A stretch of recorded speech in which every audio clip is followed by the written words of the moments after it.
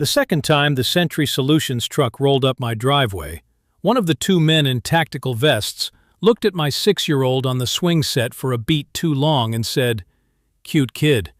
Be a shame if she grew up thinking her daddy couldn't protect the house."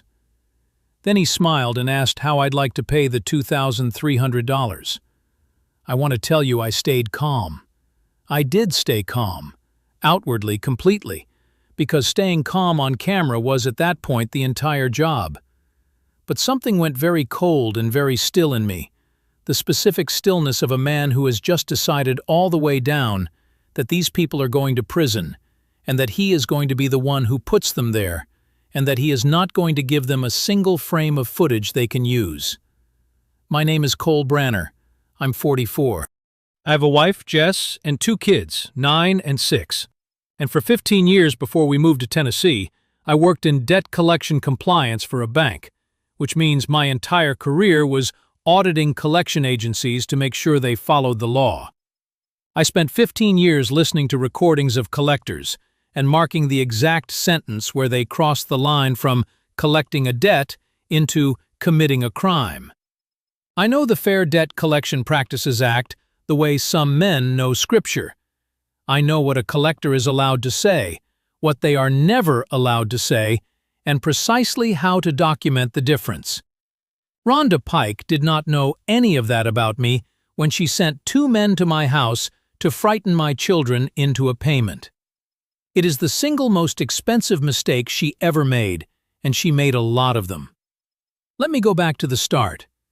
We moved outside Nashville in June for the reason everyone moves anywhere: the kids.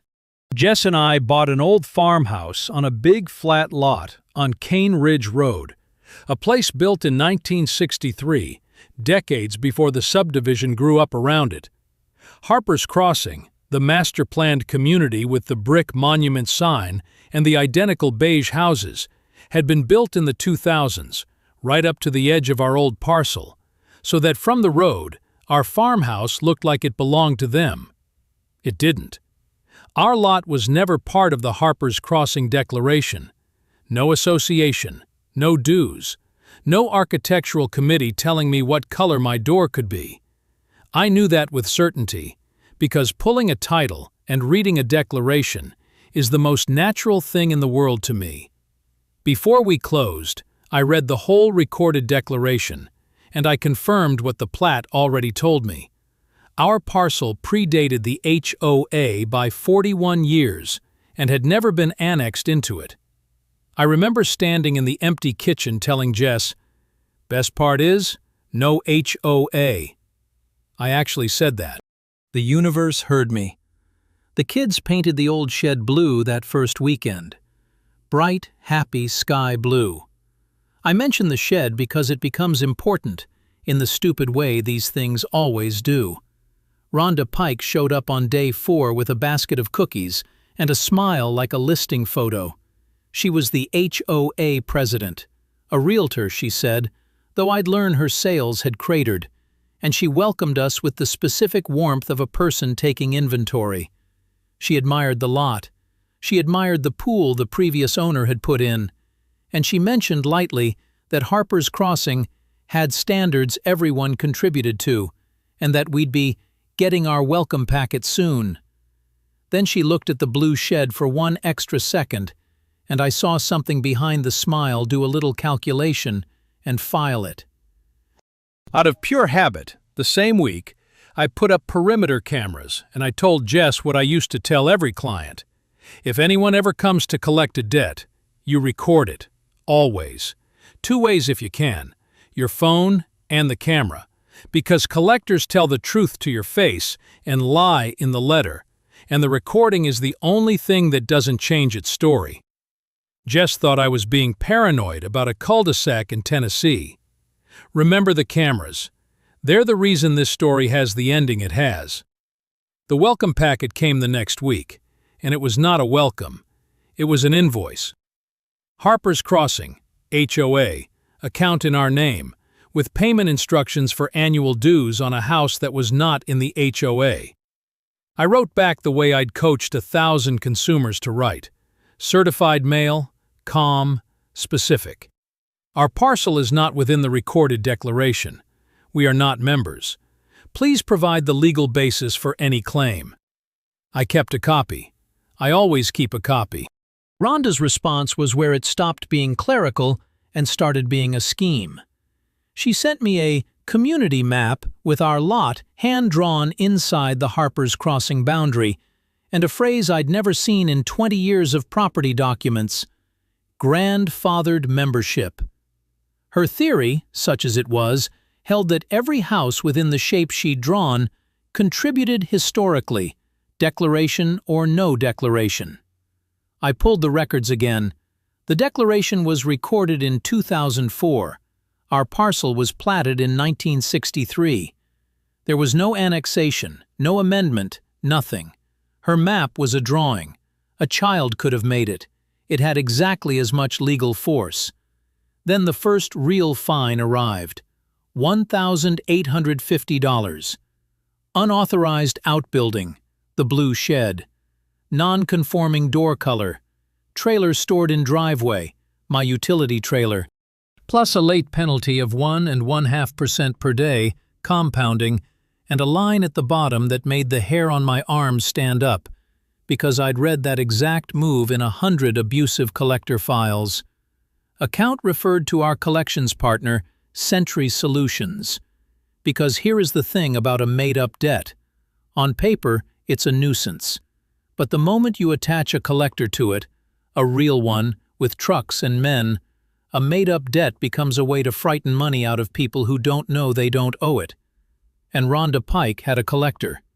Sentry Solutions was owned by her brother-in-law, Bo Pike, and it was staffed with men who dressed like a SWAT team and worked, I would later prove, for 40% of whatever they extracted. The neighborhood turned before the trucks did. That's how these things go. A rumor moved through Harper's Crossing that the farmhouse people were freeloaders, using the roads, the pond view, the neighborhood, and refusing to pay their share. People who'd waved at Jess stopped waving. A man at the mailbox told me, not unkindly, that I'd be happier if I just got right with the association. The story was already written. We were the problem. That mattered later because when Sentry came, half the street believed we had it coming. The first Sentry visit was two men with a clipboard and a notice of association debt. Polite, procedural, wrong in every particular. I stepped onto my own porch, turned on my phone recorder, the camera above the door already running, and I asked the questions 15 years had drilled into me. Are you attempting to collect a debt? Who is the creditor? What's the legal basis? What's your collection agency license number in the state of Tennessee? The bigger one, who I'd learned was Bo Pike himself, blinked. They are never ready for the license question. Men who make their living on fear rely on you not knowing the rules. When you say the rules back to them, in their own vocabulary, something short-circuits.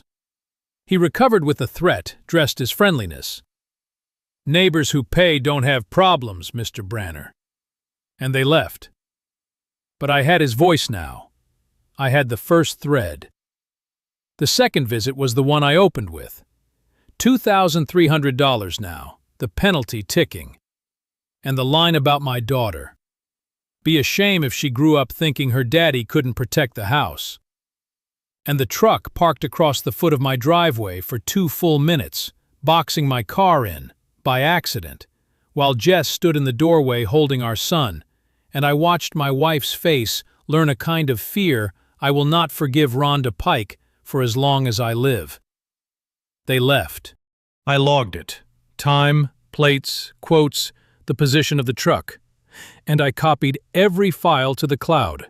And then I sat in my kitchen where my kids do their homework, and I did not feel afraid anymore. I felt like an auditor with a very clean case opening in front of him.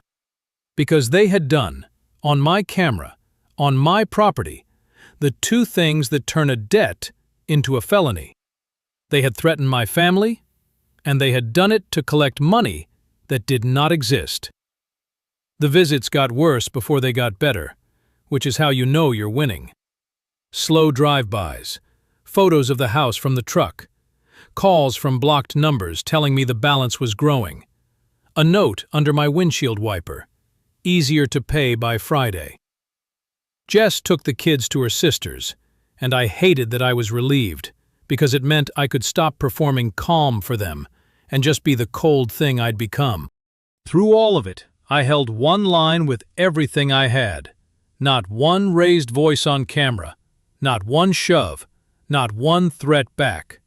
Every single contact, documented, clean. They wanted a video of an unstable man menacing a community volunteer. I would not give it to them if it killed me. Then, Earl Mosley walked over from the next old lot down. Earl was 68, a widower, on a 1950s parcel just like mine that Harper's Crossing had swallowed on the map, but not in the deed. He stood in my kitchen and told me, ashamed, that 2 years ago, Sentry Solutions had done to him exactly what they were doing to me. They came twice, he said, looking at the floor. Second time, one of them mentioned my late wife by name.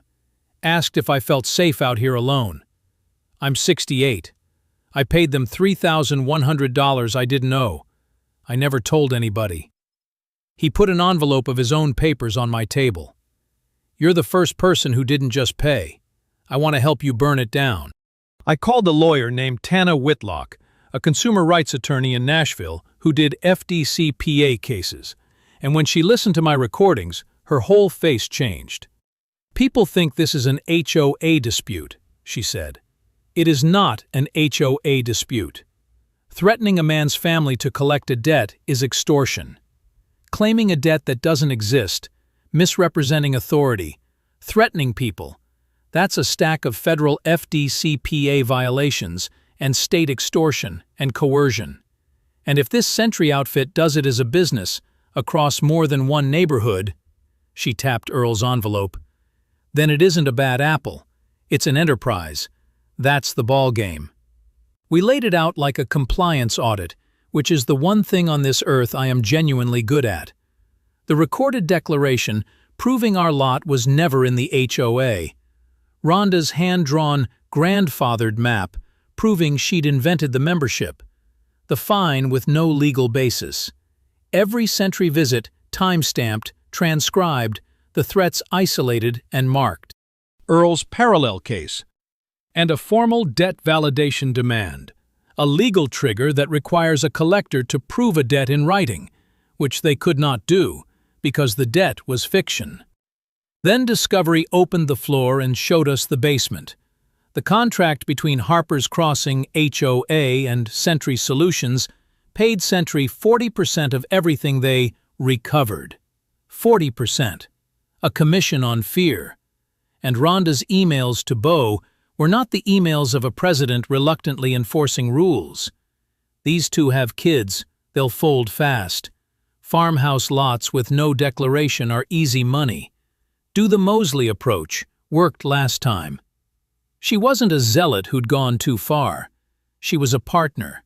Her realtor income had collapsed, and she had built herself a new business out of frightening her own neighbors, and the HOA was just the letterhead. And it was bigger than us.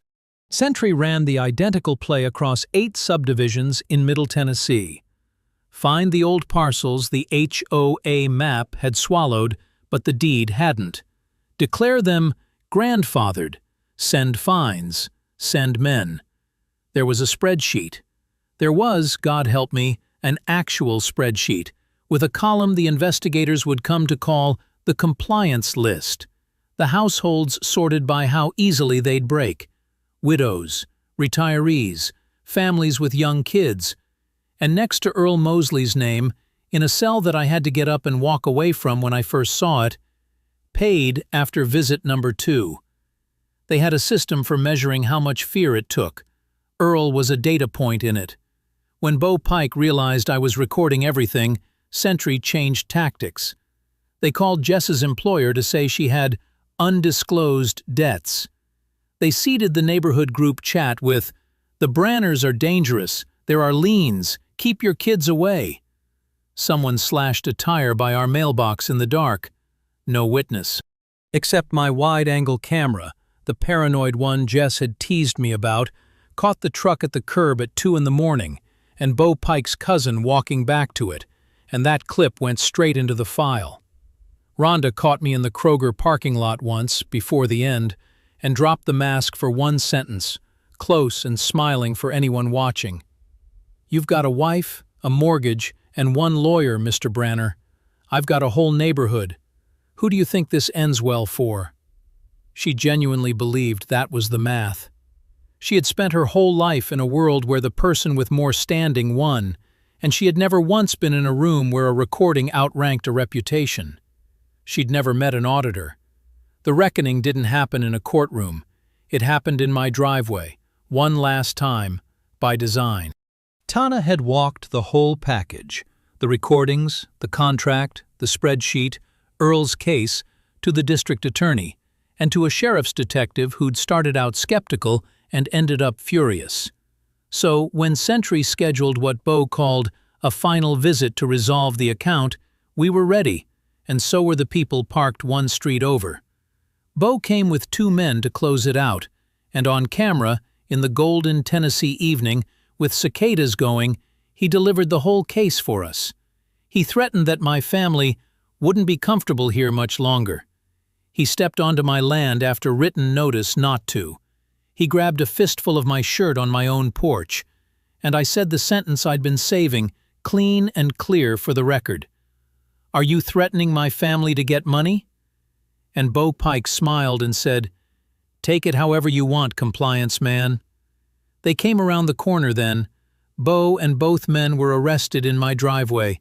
Extortion, criminal trespass, assault. It was, I will admit, the single most satisfying moment of my professional life. And my profession is auditing collection agencies, so understand what a low bar that is and how far over it this cleared. Here's how it landed. Bo Pike went to prison, real-time, years, for extortion and assault, with the 8 neighborhood enterprise stacking the charges into something a judge could not wave away. His 2 men went with him.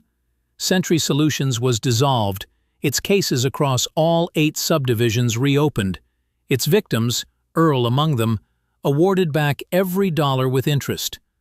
Rhonda Pike did not go quietly, and she did not go innocent.